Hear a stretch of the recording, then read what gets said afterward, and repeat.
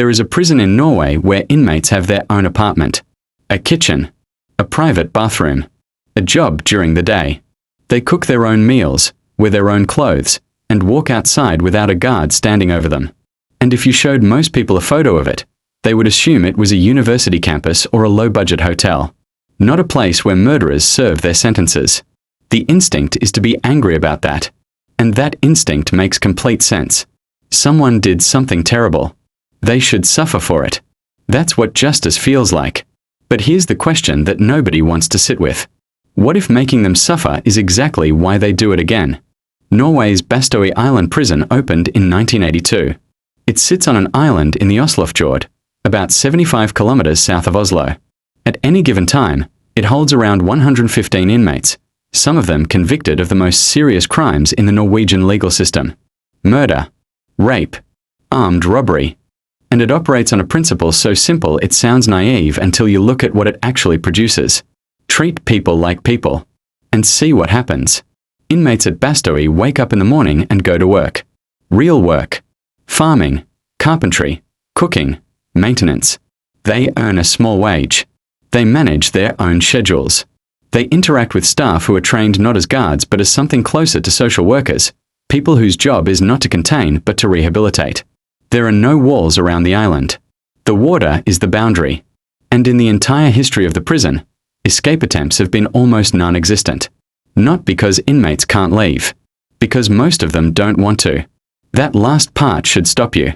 Because the standard assumption about criminal behavior is that given any opportunity, a dangerous person will take it.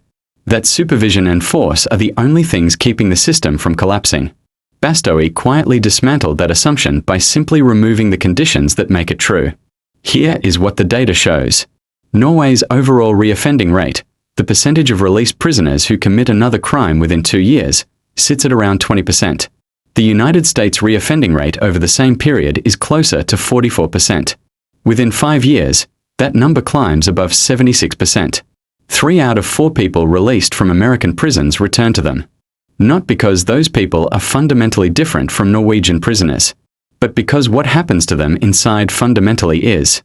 The question nobody asked when they built the modern prison system was this: what does confinement actually do to a person? The answer, decades of research later, is specific and measurable. Prolonged incarceration in high-stress, high-violence, low-autonomy environments does several things consistently. It elevates cortisol levels chronically, which degrades decision-making capacity over time. It removes every structure of normal adult life, the ability to manage money, maintain relationships, hold a job, make choices. It exposes people to social hierarchies built entirely around dominance and survival. And then it releases them, with no money, no housing guarantee, a criminal record that closes most employment doors, and no practiced experience of functioning as a civilian. And then it acts surprised when they come back. Bastøy was not designed by idealists. It was designed by people who looked at recidivism data and asked a different question than everyone else. Not how do we punish more effectively, but what actually stops someone from reoffending. The answer they kept arriving at was the same. A person who has something to lose doesn't throw it away. A person who has practiced being a functioning adult can function as one. A person who has been treated with dignity is more likely to extend it. This is not a soft conclusion. It is an engineering conclusion. If the goal of a prison system is public safety, then the measure of success is not how miserable the sentence was. It is whether the person who walks out is more or less likely to walk back in. By that measure, Bastøy is one of the most successful prisons ever built. By that same measure, most prisons are not prisons at all. They are factories. And what they manufacture, reliably, at extraordinary public expense, is more crime.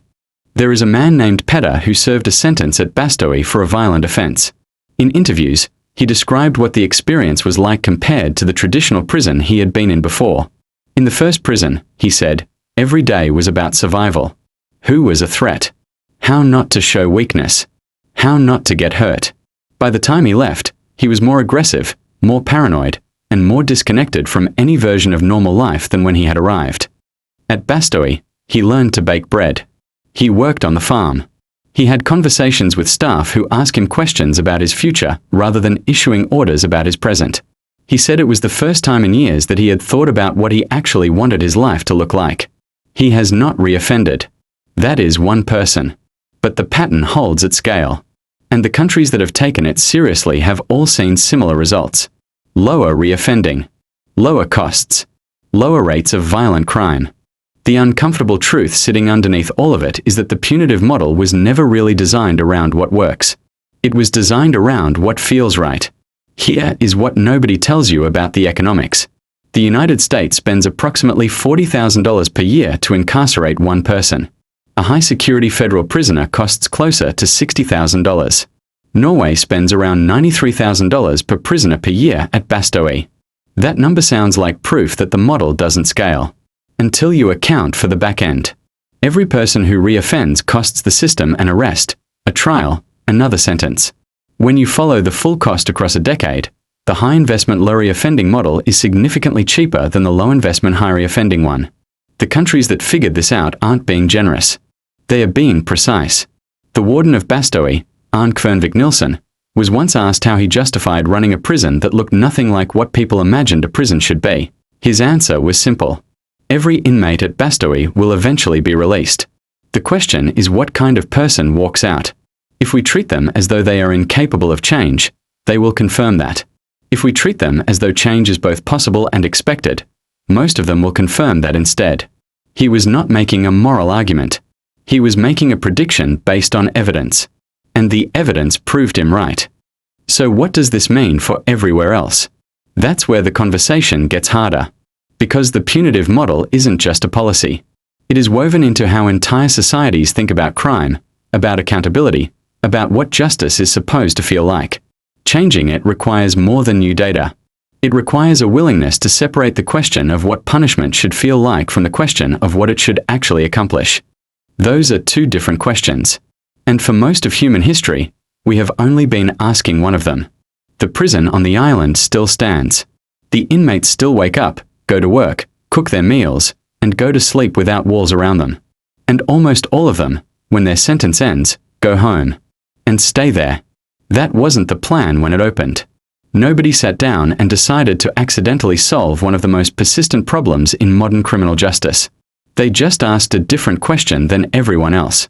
And followed the answer all the way through.